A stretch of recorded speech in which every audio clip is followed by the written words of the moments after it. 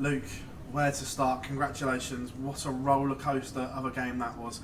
How do you sum that one up? I don't know, to be honest. It's quite tough. I think the smile on my face can tell you that. A lot of people say I don't smile. I do smile. It was a crazy game. Usually, 2-0 down, I can lose them games quite easily. And, there has been a couple of instances this year, against Johnny Clayton in the match play semi-final and the World Series semi-final. Them close games, I just end up not being the winner. I always play these really good games, and I end up being the loser. But this time I'm happy that I was the winner for once. These classics that are, not the most amazing standard, but they're really tight. And usually I come off the loser, so I'm really proud of myself that I come off the winner for once. Just touching on what you said there, being it was against the calibre of player against Peter and what it means to you, could that be a career-defining moment, do you feel, even this early in your career? I mean, it could be a career-defining moment if I go on and win it. If I'm here Sunday night and I've won this title, then I'll sit here now and say that quarter-final was my career-defining moment. If I don't go on and win it, then of course it's not a career-defining moment, but it definitely will sit in the back of my mind now to believe that if I'm behind in big games, because this is a big tournament, that you can still come back, and I have that level that I know I can beat anybody. And I thought, as much as Peter ain't been his best this year, I thought he played fantastic there, regardless of how I played. I thought that was a great performance from him, and he's just showed that he's still ready to perform and still play well for the rest of the year on his part. He's still a fantastic player. And that was a really tough game to win. I thought as much as I wasn't at my brilliant best, I thought I played really well there. You had to survive match starts and then re-find your composure for that double four. How big was that passage of play? Yeah, like I said, if I'm sat here Sunday and with the title, then I'll tell you that's one of the greatest starts I've ever thrown. But I couldn't even remember that you'd miss match starts. It's all the blur sometimes when you're up there, you're just in the moment and you don't realise what's going on. But until Polly said in the interview, I didn't realise that you missed match starts. So that was a massive moment. But of course now I'm thinking about I do remember I felt like my bottle sort of went away a little bit. I felt like when you 2-0 down, you're pretty much out of the game. And then when I had the chance to level it and make parity, your emotions heighten and you think, oh my God, this is my chance to get back in it. And then last dart is do or die in it. It's either in or you either go for it or you're out. And I showed a lot of bottle in the last dart in the end, which I'm really thankful for. You're in that semi-final. How nice is it that you won't meet Michael van Gerwen in a semi-final?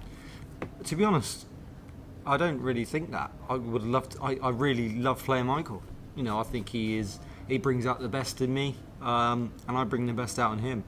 I'm not going to sit here and say, oh, I'm so happy Michael's not in it. I might sound mad for saying that, but I'm not lying. I love playing Michael, and I think we've had some great games. So sometimes it's nice winning tournaments when you beat the best players in the world. Of course, he's not world number one, but in my mind, he's still the best player in the world. So to have beaten him alongside winning the title, if I do, it would have been massive. But of course, there's a lot of great players out there. Chris showed a lot of bottle yesterday. So tomorrow, I know I've got a really tough game, whether it's Joe or Chris. It's a really tough game, but I think they both know they're going to have a tough game as well. Luke, many congratulations. Thank you, Phil. Luke, coming off stage at 2-0 down, what was going through your mind at that point? Usually it would have been negative, but I think it's time for me to start thinking positive. I think everyone's seen that game. I didn't let my head drop. I wasn't negative. I think this is a new thing I have to adapt. I think I show too much negativity, shake my head too much, and it's got to stop. Because it doesn't look great. It doesn't look good for me. As much as in my head I'm not thinking these negative things, but I feel like it's just a habit now. I feel like I have to do it, and it's strange, but I feel like I've got a lot more inside my mind and a lot more mental strength than I let my body language show. So I think it's time for me now to stop shaking my head and start focusing on actually performing at my best. Do you think mentally you are as strong as the top players? I mean, what does a performance like that show about your character deep down? Yeah, I think I've in the last 12 months I've probably got that sort of mentality. But when you're not at the top, then you don't believe it. Now I'm at the top, I do believe it.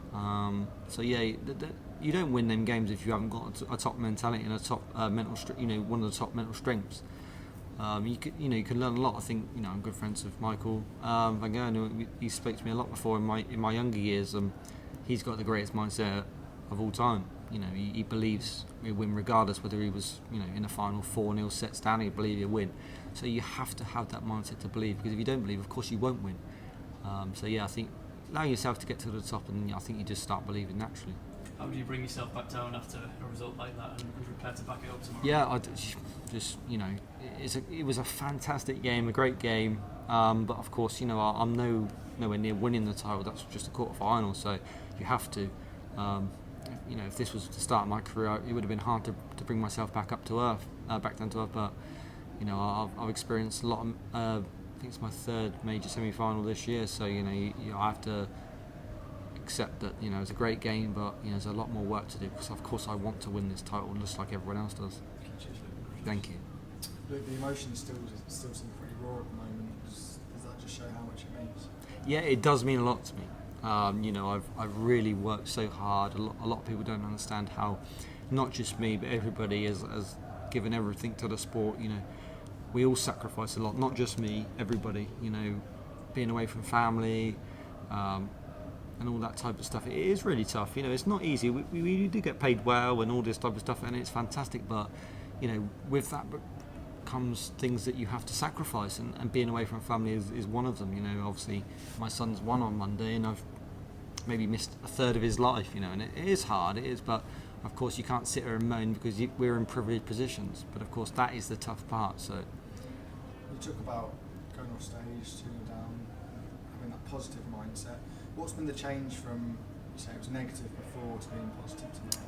I just think it's about time I start being positive. I think I'm just too negative. Sometimes it's not like in my brain I'm negative. It's like my body language is too negative, and I feel like players that I'm playing against can feed off that. Sometimes that can be why people play so well against me, because they feel like my head's gone, and it's not, but my body language shows it does. And it annoys myself. I don't need to do it. I feel like it gets to a point where it's a habit, and I just shake my head, and it's time to stop now. I think I'm maturing now. Just accept it. If you're a bit unlucky, you just have to accept it. It's not always going to go my way. I'm not always going to hit a treble 20 every throw. It's just the way it is. I'm not going to hit a double every time. I just have to adapt this mindset now that you're not the unluckiest player in the world. Sometimes that's how I feel in my mind. You just have to accept it, and we need to. If I'm going to win majors, I have to have a positive mindset and a positive body language. Is that a sort of switch that's just coming from yourself, or have you been speaking to other players and getting some advice on that? I have got a bit of advice from certain people. Yeah, it's like they just say, just don't show that body language, because it just don't look good, and it don't help my performance. It doesn't help the people I'm playing. So I don't think I'm terrible, but I just think it's time to relax that body language now, and just poker face, play your darts, and if it don't go well, it don't go well. It's not always going to go well. It's been a great year this year, and the next couple of majors might not go great, but I'm hoping they do, and it's a positive mindset from now, and I feel like I'll have to adapt this if I want to win majors. Mind letting us know who you're Someone very close to me. Someone very, very close to me.